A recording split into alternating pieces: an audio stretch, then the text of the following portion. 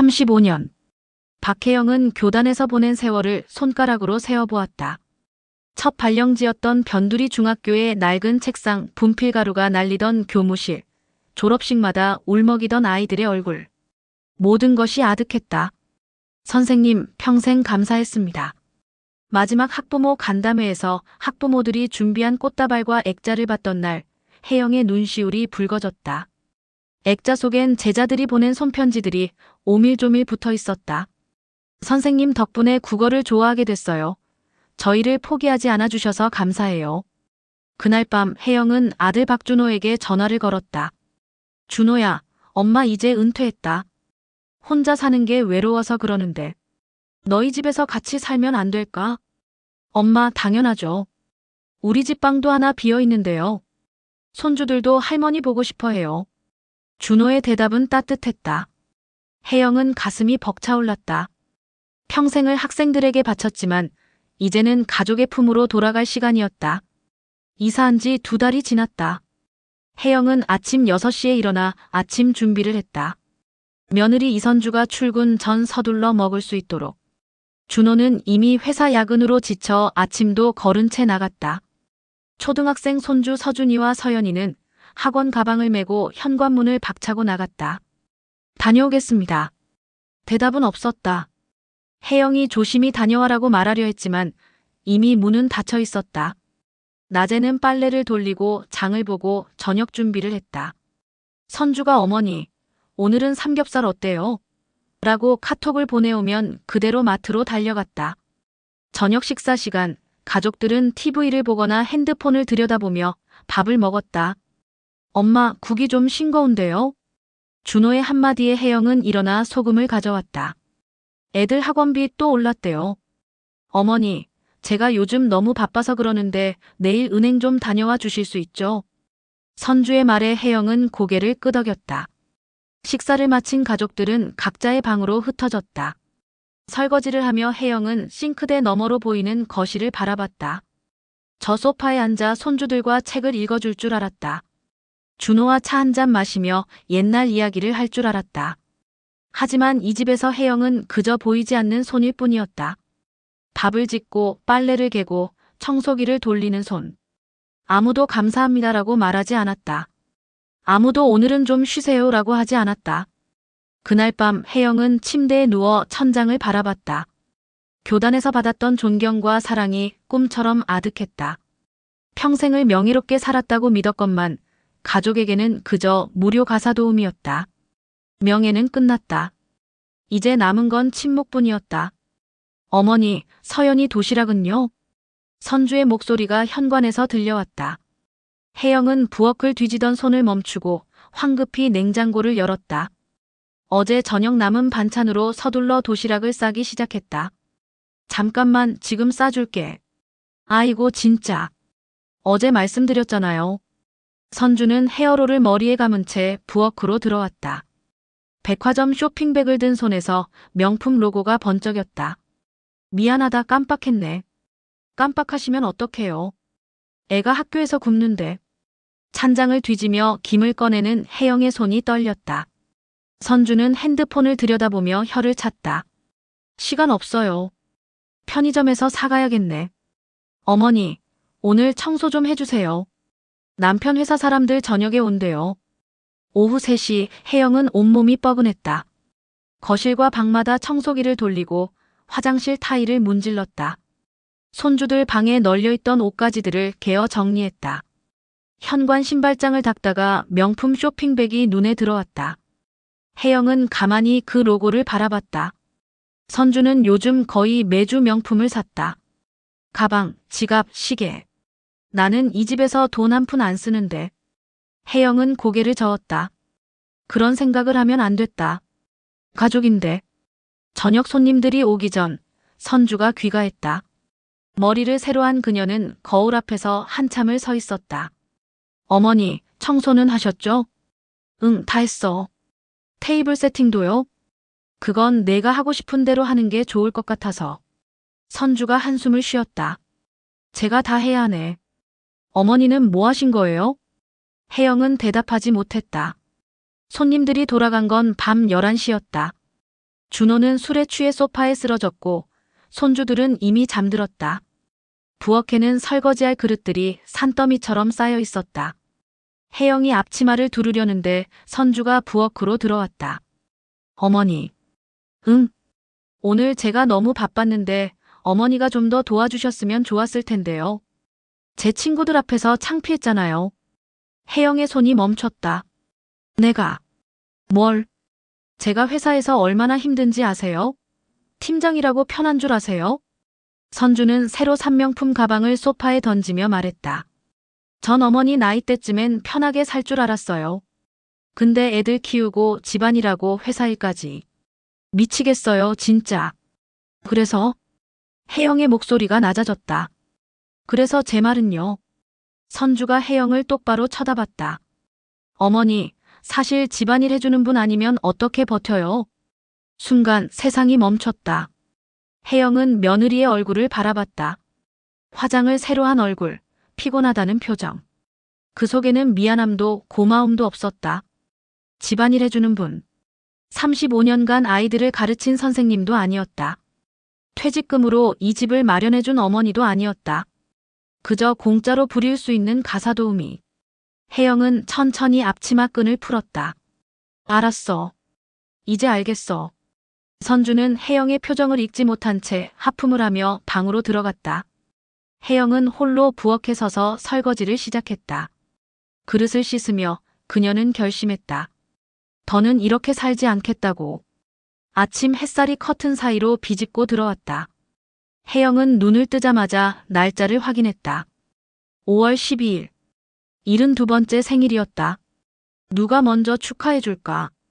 어린아이처럼 기대하는 자신이 우스웠지만 가슴 한편이 두근거렸다. 준호는 엄마 생일을 잘 챙기는 아이였다. 어릴 때는 용돈을 모아 카네이션을 사오곤 했었다. 부엌으로 나가니 선주가 이미 커피를 마시고 있었다. 어머니, 일찍 일어나셨네요. 오늘 저녁에 회식이 있어서 늦어요. 애들 저녁 챙겨주세요. 응. 선주는 핸드폰을 보며 현관으로 향했다. 혜영은 입술을 깨물었다. 모를 수도 있지. 며느리니까. 하지만 준호라면 기억할 것이다. 오전 10시 준호에게서 카톡이 왔다. 엄마, 제 양복 세탁소에서 찾아주실 수 있어요? 내일 입어야 해서요. 혜영은 한참을 핸드폰을 들여다봤다. 오늘이 무슨 날인지 아니? 손가락이 자판 위에서 맴돌다가 멈췄다. 지우고 다시 썼다 지웠다. 결국 그녀는 그냥 알았어라고만 답장했다. 손주들이 학교에서 돌아왔다. 서준이가 가방을 던지며 소리쳤다. 할머니, 배고파요. 할머니, 오늘 수학학원 가기 싫어요. 혜영은 냉장고에서 우유를 꺼내며 물었다. 할머니가 오늘 무슨 날인지 아니? 무슨 날이요? 서연이가 고개를 갸웃거렸다. 아무것도 아니야. 우유 마셔. 오후 5시 혜영은 부엌에 혼자 서 있었다. 냉장고 문을 열었다 닫았다. 미역이 눈에 들어왔다. 생일 미역국은 본인이 끓이는 게 아닌데. 하지만 손은 이미 미역을 꺼내고 있었다. 물에 불리고 참기름에 볶고 국물을 부었다. 보글보글 끓는 소리가 적막한 부엌에 울렸다. 72년 전 오늘 어머니는 나를 낳으셨지. 35년 전 오늘 첫 제자들이 카네이션을 선물했었지. 10년 전 오늘 준호가 레스토랑을 예약해서 온 가족이 외식했었지. 그런데 지금은 혜영은 국자로 미역국을 떠서 맛을 봤다. 짠맛이 느껴지는 건지 눈물이 흐르는 건지 알 수 없었다. 왜 울어? 혜영은 자신에게 말했다. 넌 명예롭게 산 사람이잖아. 이까지 생일이 뭐라고. 하지만 가슴속 구멍은 점점 더 커졌다. 저녁 8시 준호가 들어왔다. 엄마, 저 왔어요. 오늘 회식이라고 했는데 취소됐어요. 그래. 저녁은? 먹었어요. 엄마는요? 나도. 먹었어. 거짓말이었다. 혜영은 끓여놓은 미역국을 먹을 수가 없었다. 준호는 소파에 앉아 TV를 켰다. 뉴스가 흘러나왔다. 혜영은 그 뒷모습을 바라봤다. 말해볼까? 오늘이 내 생일이라고. 하지만 입이 떨어지지 않았다. 스스로 생일을 알리는 게 더 비참하게 느껴졌다. 밤 10시 선주가 귀가했다. 명품 쇼핑백을 또 들고. 아이고 피곤해. 어머니, 애들 재웠죠? 응. 그럼 전 씻고 잘게요. 내일 아침 일찍 나가요. 선주도 방으로 들어갔다. 자정이 지났다. 혜영은 혼자 거실에 앉아 식탁을 바라봤다. 식은 미역국 한 그릇이 놓여 있었다. 핸드폰을 켰다. 문자도 카톡도 없었다. 단 한 사람, 옛 동료 교사에게서만 혜영아, 생일 축하해라는 메시지가 와 있었다. 혜영은 천천히 미역국을 데웠다. 혼자 식탁에 앉아 혼자 숟가락을 들었다. 생일 축하합니다, 박혜영. 스스로에게 축하 인사를 하는 목소리가 덩그러니 울렸다. 그 순간 혜영은 깨달았다. 이 집에서 나는 가족이 아니다. 이름도 생일도 존재도 없는 그저 집안일을 해주는 살림꾼일 뿐. 차가운 미역국을 한 숟가락 떠넣으며 혜영은 눈물을 삼켰다. 72년을 살아온 인생이 이렇게 초라할 수 있다는 게 믿기지 않았다. 하지만 이제 정말로 알았다. 이곳은 내가 있을 곳이 아니라는 것을. 할머니, 도서관 좀 다녀와 주세요. 서연이가 독후감 숙제 자료를 찾아달라며 책 제목을 적은 쪽지를 건넸다. 혜영은 고개를 끄덕이고 외출 준비를 했다. 동네 도서관까지는 걸어서 15분. 오랜만에 혼자 나서는 길이었다. 5월의 햇살이 따스했다. 길가에 핀 철쭉을 보며 혜영은 문득 교단에 섰던 시절을 떠올렸다. 봄마다 아이들과 함께 교정의 꽃을 보며 시를 읊곤 했었다. 김소월의 진달래꽃, 서정주의 국화 옆에서. 그때는 내가 누군가에게 필요한 사람이었는데. 도서관 아동 코너에서 책을 찾던 혜영의 눈에 익숙한 뒷모습이 들어왔다. 키 큰 남자가 서가 앞에서 책을 고르고 있었다. 혜영은 무심코 그를 지나쳤다. 선생님. 남자의 목소리에 혜영이 멈춰섰다. 돌아보니 40대 초반쯤 되어 보이는 남자가 환한 미소를 짓고 있었다. 혹시 박혜영 선생님 맞으시죠? 누구? 저예요, 강민우요. 3학년 2반, 기억 안 나세요? 혜영의 눈이 커졌다. 민우야. 맞아요. 와, 선생님 정말 오랜만이에요. 민우는 반가움에 혜영의 손을 덥석 잡았다. 혜영은 어린 시절 뒤에서 조용히 책만 읽던 소년의 모습을 떠올렸다. 내성적이지만 글솜씨가 뛰어났던 아이. 민우야, 이게 얼마만이니? 지금 뭐하고 지내니?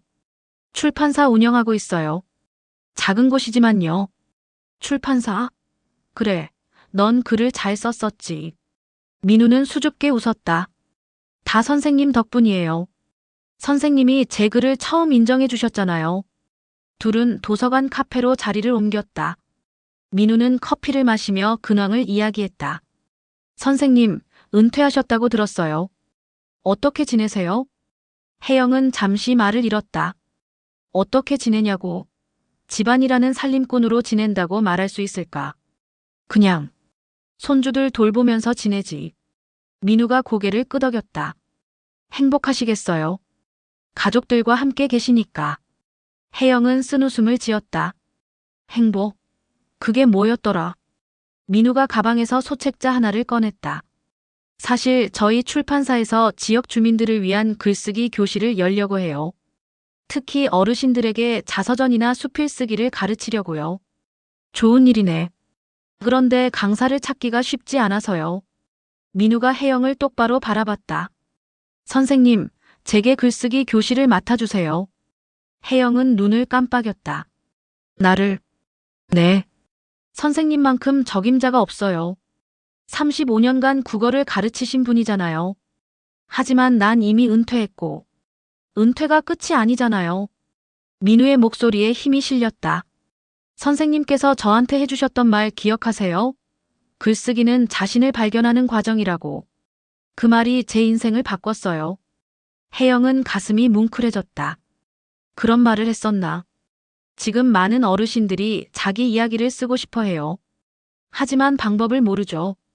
선생님이 도와주실 수 있어요. 민우가 명함을 건넸다. 천천히 생각해 보세요. 수업은 주 2회, 오후 시간이에요. 강사료도 드리고요. 혜영은 명함을 받아들었다. 강민우 세움출판사 대표라는 글자가 보였다. 생각해볼게. 선생님, 저는 지금도 선생님 수업이 그리워요. 선생님은 타고난 선생님이세요. 그 말에 혜영의 눈시울이 붉어졌다. 집에서는 아무도 그녀를 선생님이라고 부르지 않았다. 어머니도 할머니도 아닌 그저 집안일 해주는 분일 뿐이었다.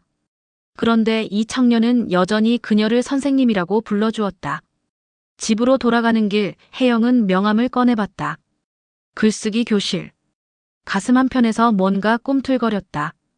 오랫동안 잊고 있던 감정. 설렘이었다. 아직 나는 끝나지 않았을지도 모른다. 아직 누군가에게 필요한 사람일지도 모른다. 혜영은 명함을 가방 깊숙이 넣었다. 집 현관문을 열자 선주의 목소리가 들렸다.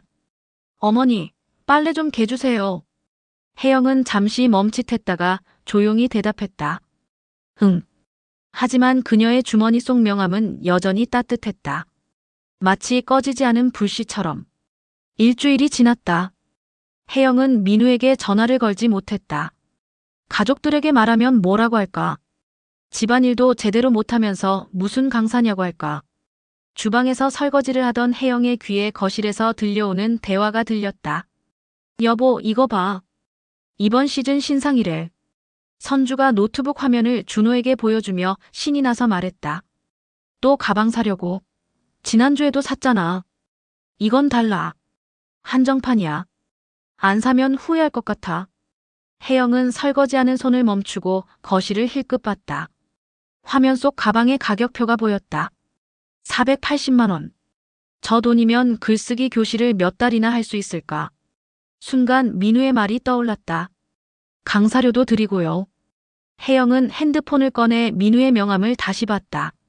손가락이 전화번호 위에서 맴돌았다. 다음 날 오후 선주가 명품 쇼핑백을 들고 귀가했다. 어머니, 제 새 가방 좀 보세요. 선주는 거실 탁자에 가방을 올려놓고 사진을 찍기 시작했다. SNS에 올릴 모양이었다. 예쁘네. 혜영이 무심하게 대답했다. 그죠? 이거 사는 게 제 유일한 낙이에요. 회사에서 스트레스 받으니까. 선주가 가방을 쓰다듬으며 말했다. 아, 그리고 어머니. 응. 이번 주말에 제 친구들 올 건데 집 좀 깨끗이 치워두세요. 특히 이 거실. 먼지 있으면 안 돼요. 혜영은 빗자루를 든 채 멈췄다. 항상 깨끗이 하고 있는데. 그래도 구석구석 좀 더 신경 써주세요. 제 친구들 앞에서 창피하잖아요. 선주는 가방을 들고 방으로 들어갔다. 혜영은 거실 한가운데 서서 주변을 둘러봤다. 매일 아침 청소기를 돌리고 먼지를 닦고 정리하는 집. 하지만 이 집 어디에도 그녀의 흔적은 없었다. 가족 사진에도 거실 장식에도 아무 것에도. 그녀는 그저 이 공간을 깨끗하게 유지하는 보이지 않는 손일 뿐이었다. 그날 밤 혜영은 서재로 들어갔다. 준호의 컴퓨터 옆 서랍에는 집 서류들이 보관되어 있었다. 등기부등본, 건물관리비 내역서. 혜영은 등기부등본을 꺼내 천천히 읽었다. 소유자 박혜영. 이 집은 혜영 명의였다. 35년 교직 생활로 모은 퇴직금과 저축으로 마련한 집. 아들 가족을 위해 자신의 전 재산을 쏟아부은 공간. 하지만 지금 이 집에서 그녀는 주인이 아니었다. 내 집인데 내가 왜 눈치를 보며 살아야 하지? 혜영은 서류를 다시 넣고 핸드폰을 꺼냈다. 이번엔 망설이지 않았다. 검색창에 부동산 상담을 입력했다. 사흘 후 혜영은 집 근처 부동산을 찾아갔다. 어르신, 이 집을 파시려고요? 중개인이 놀란 표정으로 물었다. 네. 조용히 진행하고 싶어요. 가족분들은 아세요? 제 집이에요. 제 명의고 제가 번 돈으로 산 집이에요. 혜영의 목소리는 단호했다. 중개인은 서류를 검토하며 고개를 끄덕였다. 입지가 좋은 곳이라 빨리 나갈 겁니다. 한 달 안에 계약될 거예요. 좋아요. 그런데 혹시 이사 갈 곳은 정하셨어요? 혜영은 잠시 생각했다. 민우가 말했던 글쓰기 교실이 떠올랐다. 바닷가 쪽으로 알아보고 있어요. 조용한 곳으로요. 아, 은퇴하시고 여유롭게 사시려고요? 네. 이제 제 인생을 살려고요. 집으로 돌아오는 길, 혜영은 민우에게 전화를 걸었다. 선생님, 결정하셨어요? 그래, 민우야. 글쓰기 교실 맡을게. 정말요? 와, 선생님 감사합니다. 민우의 목소리에 기쁨이 가득했다. 그런데 민우야, 혹시 그 교실이 바닷가 쪽에도 있니? 아, 저희가 지점을 하나 더 내려고 했는데요. 선생님이 원하시면 거기서 하셔도 돼요. 그럼 그렇게 할게. 다음 달부터 가능하지? 물론이죠. 전화를 끊은 혜영은 깊은 숨을 들이쉬었다. 결정이 내려졌다. 더 이상 이 집에서, 이 삶에서 머물지 않을 것이다. 현관문을 열고 들어서니 선주가 소파에 앉아 있었다. 어머니, 어디 갔다 오세요? 산책. 아, 그래요. 참, 저녁은 뭐 해 드실 건데요? 애들이 파스타 먹고 싶대요. 알았어. 혜영은 부엌으로 향했다. 하지만 이번에는 달랐다. 앞치마를 두르며 그녀는 미소를 지었다. 이제 한 달만 더. 한 달만 더 참으면 이 모든 것에서 자유로워질 것이다. 그리고 진짜 내 인생이 시작될 것이다. 냄비에 물을 올리며 혜영은 처음으로 가벼운 마음으로 요리를 시작했다. 이제는 의무가 아니었다. 끝을 향한 카운트다운이었다. 어머니, 다음 주에 우리 가족 해외여행 가요. 선주가 여행 브로슈어를 펼쳐 보이며 말했다. 일주일 정도요. 회사에서 휴가 받았어요. 그래. 좋겠네. 어머니는 집 지키고 계세요.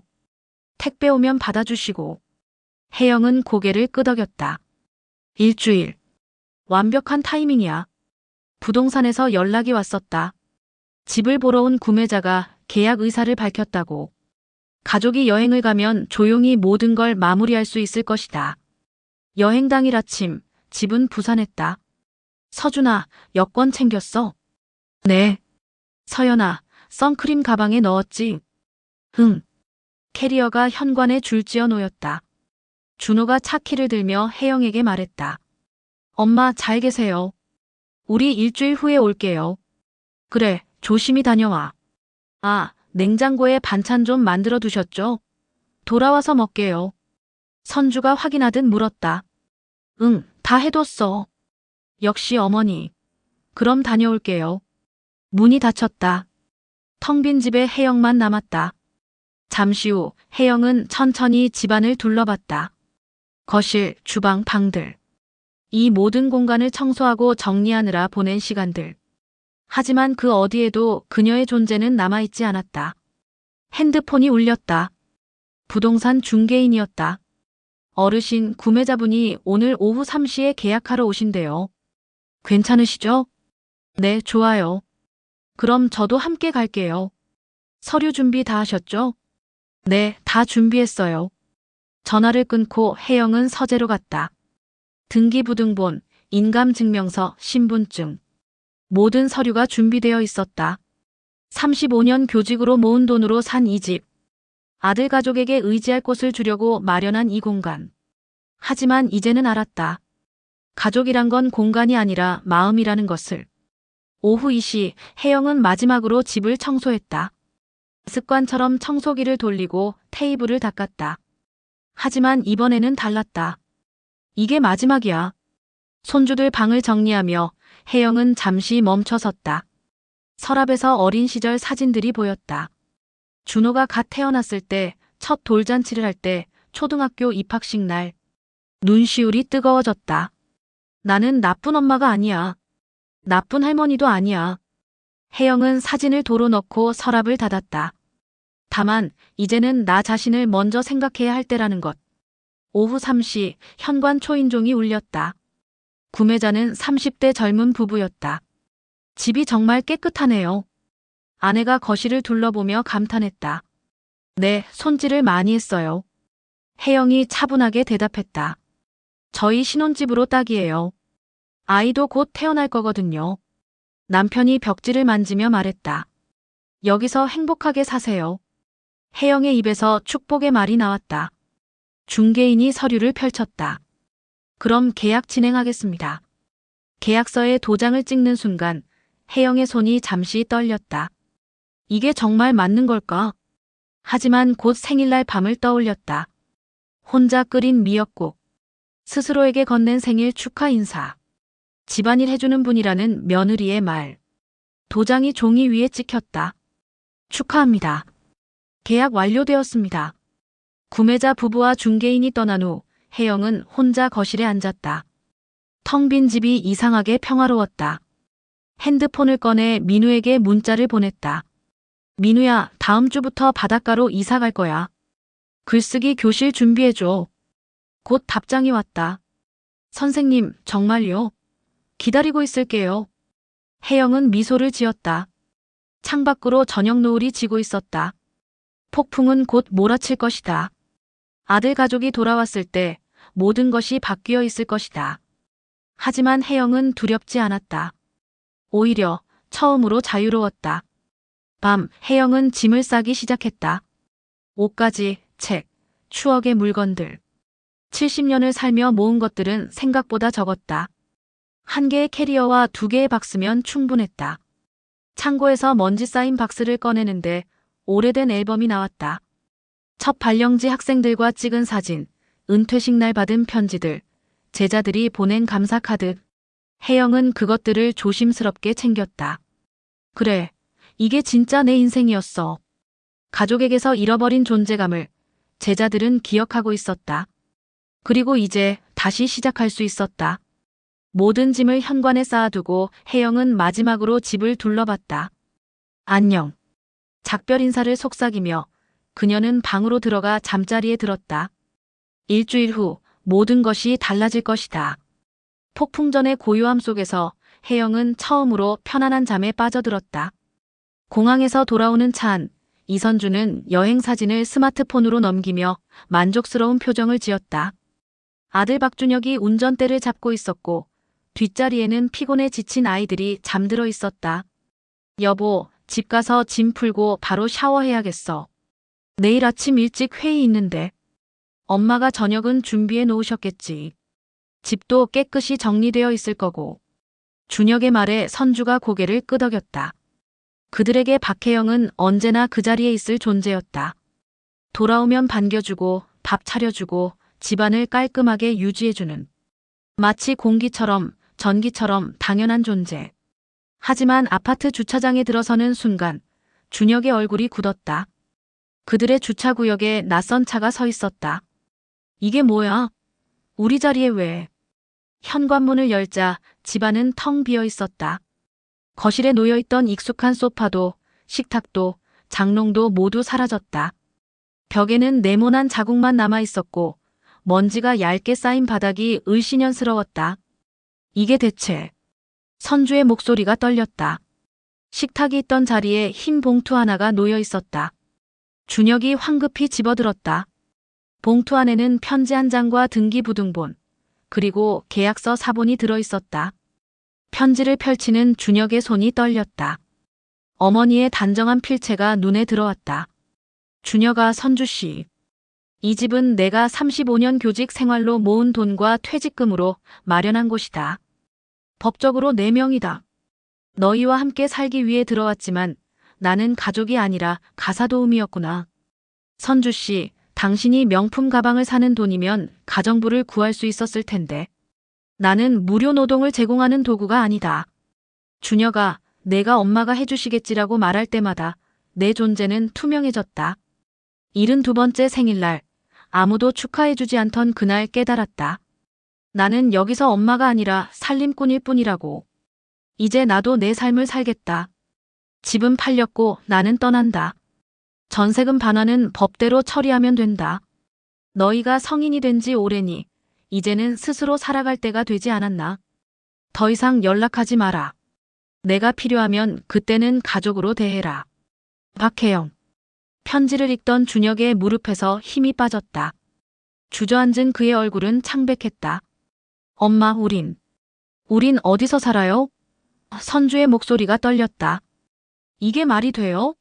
엄마가 우릴 내쫓다니. 내쫓은 게 아니야. 준혁의 목소리는 쉬어 있었다. 엄마가 우리한테 쫓겨난 거지. 등기부등본을 확인하니 집은 이미 타인 명의로 넘어가 있었다. 계약서에는 한 달 후 명도 완료라는 조항이 선명했다. 어떡하지? 선주가 주저앉으며 중얼거렸다. 명품 핸드백이 바닥에 떨어졌지만 그녀는 신경도 쓰지 않았다. 준혁은 멍하니 빈 거실을 바라보았다. 어머니가 아침마다 창문을 열어 환기시키던 모습, 손주들에게 책을 읽어주던 모습, 묵묵히 설거지를 하던 뒷모습이 스쳐 지나갔다. 엄마. 그의 입에서 작은 신음이 새어나왔다. 하지만 돌아오는 것은 텅 빈 집의 메아리뿐이었다. 박혜영은 이미 그들의 삶에서 사라진 후였다. 어둠이 내린 빈집에서 가족이라고 믿었던 것들이 얼마나 허약한 토대 위에 있었는지 그들은 뼈저리게 깨닫고 있었다. 바닷가 소도시의 아침은 고요했다. 박혜영은 작은 베란다에 서서 수평선을 바라보았다. 짠바람이 얼굴을 스치고 지나갔다. 35년 교직 생활, 그리고 며느리 밑에서 보낸 숨막히는 시간들. 이제 그 모든 것이 저 수평선 너머로 사라진 것만 같았다. 선생님, 커피 한잔 하시죠. 강민우가 따뜻한 머그잔을 건넸다. 옛 제자였지만 이제는 동업자이자 유일한 동반자였다. 그가 제안한 글쓰기 교실은 혜영에게 새로운 이유를 주었다. 오늘 첫 수업이네요. 떨리세요? 떨린다기보다. 혜영이 미소 지었다. 설레는구나. 이런 감정, 정말 오랜만이야. 오전 10시, 동네 문화센터 2층 작은 강의실에 사람들이 모여들기 시작했다. 60대 초반부터 80대 초반까지 모두 8명의 수강생이었다. 모두 인생의 황혼기에 접어들었지만 그 눈빛만큼은 젊었다. 저는 남편 떠나보내고 너무 외로웠어요. 그런데 선생님 이야기 듣고 나도 뭔가 해보고 싶더라고요. 자식들한테 짐 될까봐 눈치만 보다가 이제는 내 이야기를 쓰고 싶어서 왔습니다. 수강생들의 말 한마디 한마디가 혜영의 가슴에 와닿았다. 그들은 모두 자신과 같았다. 누군가의 어머니, 할머니, 아내였지만 정작 자기 자신으로 살아본 적이 없는 사람들. 여러분, 오늘부터 우리는 각자의 이야기를 씁니다. 혜영의 목소리에 힘이 실렸다. 누군가를 위한 이야기가 아니라 여러분 자신을 위한 이야기를요. 수업이 끝나고 민우가 조심스럽게 물었다. 아드님한테서 연락 왔나요? 혜영은 고개를 저었다. 떠난 지 석 달째, 아들로부터 전화도 문자도 없었다. 처음에는 가슴이 쓰렸다. 하지만 이제는 달랐다. 오지 않아도 괜찮아. 내가 필요해서가 아니라 날 가족으로 대하고 싶어서 연락한다면 그때 받을게. 저녁 혜영은 작은 책상 앞에 앉아 원고를 정리했다. 수강생들의 글감을 검토하다가 문득 자신의 이야기도 써보고 싶어졌다. 투명한 어머니라는 제목으로. 그때 휴대폰이 울렸다. 낯선 번호였다. 여보세요? 엄마. 준혁의 목소리였다. 혜영의 손이 잠시 떨렸지만 곧 차분해졌다. 어떻게 지내니? 엄마. 미안해요. 정말 미안해요. 긴 침묵이 흘렀다. 준혁의 울먹이는 소리가 들렸다. 선주랑 매일 싸워요. 애들 돌보고 밥하고 청소하는 게 이렇게 힘든 줄 몰랐어요. 엄마가 매일 이 일을 했다는 게. 이제야 알겠어요. 그래, 이제 알았구나. 엄마, 돌아와 줄 수 없어요? 우리가 잘못했어요. 혜영은 창밖을 바라보았다. 저 멀리 등대의 불빛이 깜빡였다. 준혁아, 엄마는 이제 내 삶을 살고 있단다. 처음으로. 하지만 너희를 사랑해. 하지만 내가 가사 도우미가 되는 조건으로 돌아가진 않을 거야. 내가 진짜로 엄마가 필요할 때, 가족으로서 날 대할 수 있을 때 다시 만나자. 전화를 끄는 혜영의 눈가에 눈물이 맺혔다. 하지만 그것은 슬픔의 눈물이 아니었다. 해방의, 그리고 새로운 시작의 눈물이었다. 민우가 문을 두드렸다. 선생님, 출판사에서 연락 왔어요. 선생님 수기 에세이 출간하고 싶대요. 72번째 생일. 나는 나를 선택했다라는 제목 어때요? 혜영은 활짝 웃었다. 65년을 살면서 가장 아름다운 미소였다. 좋구나.